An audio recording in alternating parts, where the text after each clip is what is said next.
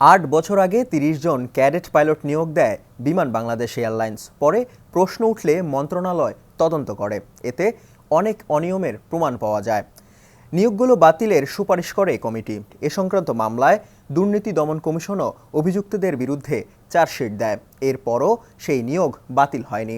আবার এর বিপরীতে উচ্চ আদালতের নির্দেশের পরও ২ জন যোগ্য প্রার্থীকে নিয়োগ দেয়নি কর্তৃপক্ষ।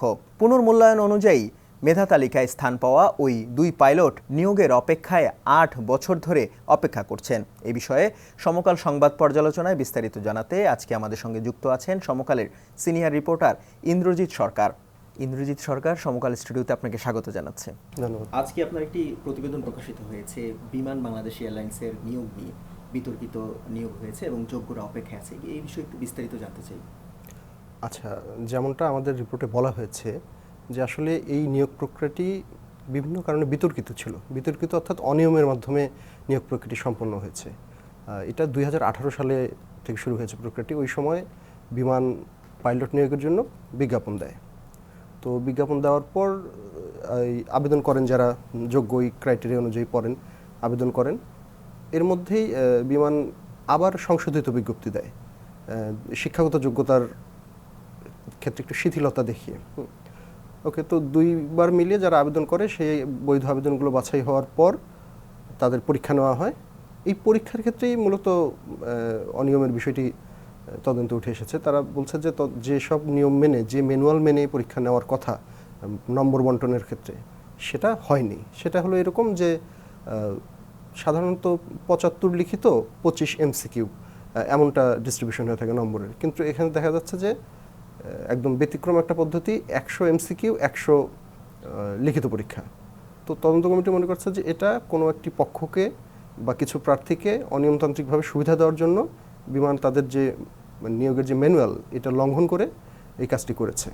এটা তদন্ত কমিটির মত। এবং যেহেতু এখানে নিয়ম লঙ্ঘিত হয়েছে, সেক্ষেত্রে তারা করছে যে তাহলে এই নিয়োগটা বাতিল করা হোক, এরকম সুপারিশ করেছিল তদন্ত কমিটি। এই বেসামরিক বিমান চলাচল ও পর্যটন মন্ত্রণালয়ের যে কমিটি, তারা এই সুপারিশ করে। দুদক এই বিষয়ে কি হস্তক্ষেপ করেছে? তাদের চার্জশিটের কারণে কিন্তু ৪ জনের চাকরি হয়েছে। এই বিষয়টা একটু জানতে চাই। মানে মন্ত্রণালয়ের তদন্ত কমিটিতে যখন অনিয়মের প্রমাণ স্পষ্ট হয়ে উঠল এবং মন্ত্রণালয় কমিটি অলরেডি সুপারিশ করলো যে এই নিয়োগটা বাতিল করা হোক। ওখানে ৩২ জনকে নির্বাচন করা হয়েছিল পাইলট হিসেবে নিয়োগ দেওয়ার জন্য, যাদের ৩০ জনকে নিয়োগ দেওয়া হয়েছে। তো এই তদন্ত কমিটির রিপোর্টের উপরে দুদক মামলা করলো।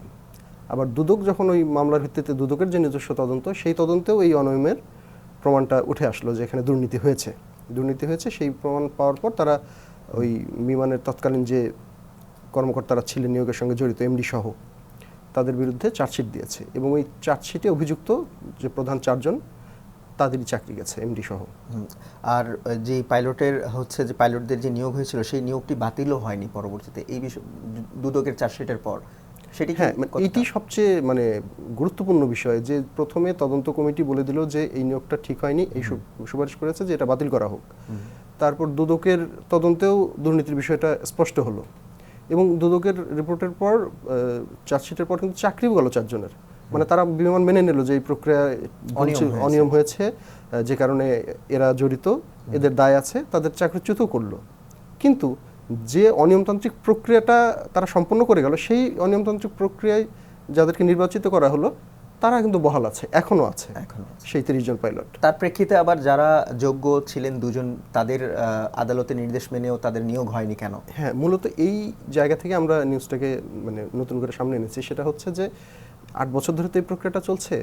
ওই তদন্ত কমিটির রিপোর্টে দেখা গিয়েছে যে যদি ম্যানুয়াল অনুযায়ী, তাদের যে নিয়োগ বিধিমালা বা নিয়োগের যেসব শর্ত আছে, সেগুলো মেনে করা হতো, পরীক্ষাটা নেওয়া হতো, তাহলে ওই ৩২ জনের তালিকা থেকে অন্তত ৫ জন বাদ পড়তো এবং সঙ্গত কারণে ৩৩ থেকে ৩৭ আরও ৫ জন ঢুকতো সেই তালিকায়। সেই ৫ জনের মধ্যে যারা ঢুকতো বা যারা আসলেই নির্বাচিত হতো কিন্তু ওই অনিয়মতান্ত্রিকভাবে নম্বর বন্টনের কারণে হয়নি, ওই ৫ জনেরই ২ জন আর কি এটা নিয়ে ফাইট দিয়েছে। সেই ২ জনকে আমরা ফোকাস করেছি। ওই ২ জন প্রথমে তো আবেদন করছে বিমানের কাছে, তারা খুব একটা গুরুত্ব পায়নি। তারপর তারা আইনি লড়াইয়ে গেছে।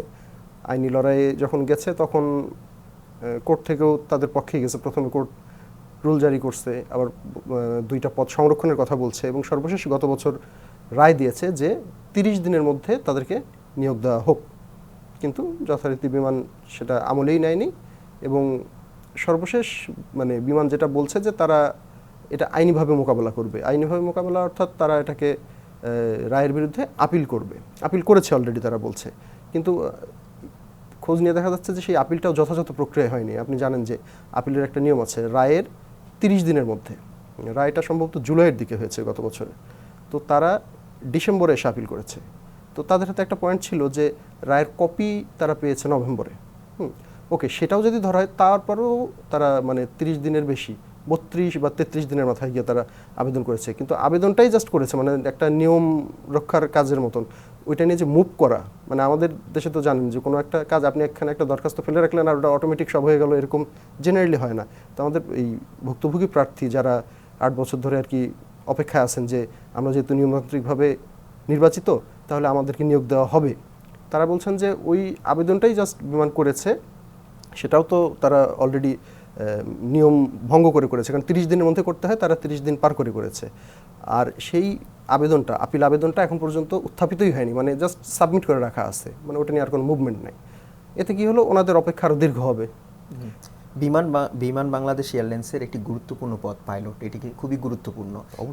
এই গুরুত্বপূর্ণ পদে নিয়োগের ক্ষেত্রে এই অনিয়ম, এই বিষয়ে বিমান কর্তৃপক্ষ কি বলছে? বিমান কর্তৃপক্ষ তো এখন পর্যন্ত এটা মানে আমলেই নিচ্ছে না, মানে আমলে নিচ্ছে না বললেও ভুল হবে, মানে তাদের অবস্থানটা খুব দ্বিমুখী। যে একটু আগে যেটা বললাম যে তারা এই অপরাধের জন্য যারা দায়ী তদন্তে যাদের নাম এসেছে, এমনকি তৎকালীন এমডি মানে শীর্ষ পর্যায়ের পরিচালক, ব্যবস্থাপনা পরিচালক, এই পর্যায়ের 4 জনকে চাকরিচ্যুত করেছে। মানে তারা মনে করেছে বা তারা কনভিন্সড হয়েছে যে তারা এই অপরাধ বা অনিয়মের সঙ্গে জড়িত, স্বীকার করছে, তাদের চাকরিচ্যুত করেছে। কিন্তু অদ্ভুত ব্যাপার, তো যদি অনিয়মই হয়ে থাকে, অপরাধী হয়ে থাকে, তাহলে যাদেরকে ওই প্রক্রিয়ায় নিয়োগ দেওয়া হলো, মানে তার মানে তারা তো যোগ্য হিসেবে উত্তীর্ণ হয় নাই, অনিয়মের মধ্য দিয়ে উত্তীর্ণ দেখানো হয়েছে। তারা কিন্তু বহাল আছে, তারা কিন্তু বিমান চালাচ্ছে। 35 জন। আরেকটু বিষয় আপনার কাছে একটু জানতে চাই, এই যারা অপেক্ষায় আছেন 2 জন প্রার্থী, তাদের সঙ্গে নিশ্চয়ই আপনার কথা হয়েছে, তারা কি বলছেন, তাদের বক্তব্য কি? তাদের সঙ্গে আমার একাধিকবার কথা হয়েছে। এর মধ্যে একজন তো মানে 8 বছর ধরে অপেক্ষাই আছে, মানে কারণ আরও কিছু বিষয় আছে যেগুলো আমাদের রিপোর্টে আসে নাই। সেটা হচ্ছে যে আমরা যারা এই সংশ্লিষ্ট তারা হয়তো জানেন, আমরা সাধারণ মানুষ অনেকে জানি না যে এই পাইলট হতে গেলে কিন্তু বিশাল একটা আর্থিক মানে এর মধ্যে দিয়ে যেতে হয়। তাদের একটা বড় অঙ্কের টাকা সিকিউরিটি মানের মতন দিয়ে রাখতে হয়। হ্যাঁ, তারপরে যে তাদের যে প্রশিক্ষণ, প্রশিক্ষণ থেকে আবার কমার্শিয়াল, প্রথমে তো একটা বেসিক মডেলের উপর তাদের প্রশিক্ষণ দেওয়া হয়, পরে যখন সেটা মানে কমার্শিয়াল প্লেন, কমার্শিয়াল এয়ারক্রাফটে শিফট করা হয়, সেখানে কিছু জিনিস চেঞ্জ হয়। ওই ট্রেনিংটা খুব ব্যয়বহুল, কেন ওটা অরিজিনাল ইয়েতে করতে হয়। এগুলোতে অনেক খরচ হয় এবং তারপর পাইলট হিসেবে ইয়ে করতে গেলে তার অনেকগুলো টাকা দিয়ে রাখতে হয়। তো এইরকমটা তারা আমাকে বলেছে। তো সেক্ষেত্রে উনি বলছেন যে আমি যে এতগুলো টাকা এখানে লগ্নি করেছি এবং আমি মেধাগতভাবেও ঠিক আছি, উত্তীর্ণ, কিন্তু আমাকে দেওয়া হচ্ছে না, আমি মানে এই জন্য চেষ্টা করে যাচ্ছি। আর অপরজন উনি অবশ্য যখন দেখছে যে এরকম হচ্ছে না দীর্ঘদিন বসতে পারে, উনি পরে একটা বেসরকারি সংস্থায় কাজ করছে আপাতত পাইলট হিসেবেই। এই পুরো বিষয়টা নিয়ে কি বিমানের যে নতুন মন্ত্রী আসছেন আমাদের এই সরকারের, তার সঙ্গে কথা হয়েছে বা তাদের বক্তব্য কি আছে কিনা? না, এখানে আমরা বিমানের যে জনসংযোগের দায়িত্বে থাকা মহাব্যবস্থাপক, ওনার সঙ্গে কথা বলেছি। উনি তো বলেছেন যে উনি শুধু মানে আইনি বক্তব্য দিয়েছেন যে আমরা এর বিষয়ে আপিল করেছি, এ নিয়ে আমরা আর কিছু বলবো না। মানে আপিল করেছে যেহেতু এটা এখন আইনি প্রক্রিয়ার মধ্যে আছে, এর বাইরে আমি কিছু বলবো না। অনেকটা দায়সারা উত্তর, অনেকটাই দায়সারা উত্তর, কারণ প্রশ্ন অনেক। জি, ইন্দ্রজিৎ সরকার, আমাদেরকে সময় দেওয়ার জন্য আপনাকে অসংখ্য ধন্যবাদ। আপনাকে ধন্যবাদ। দর্শক, এই ছিল সমকাল সংবাদ পর্যালোচনার আজকের বিষয়। অন্য কোনো দিন অন্য কোনো বিষয় নিয়ে আমরা আবারও হাজির হব। ততক্ষণ পর্যন্ত সমকালের সঙ্গেই থাকুন।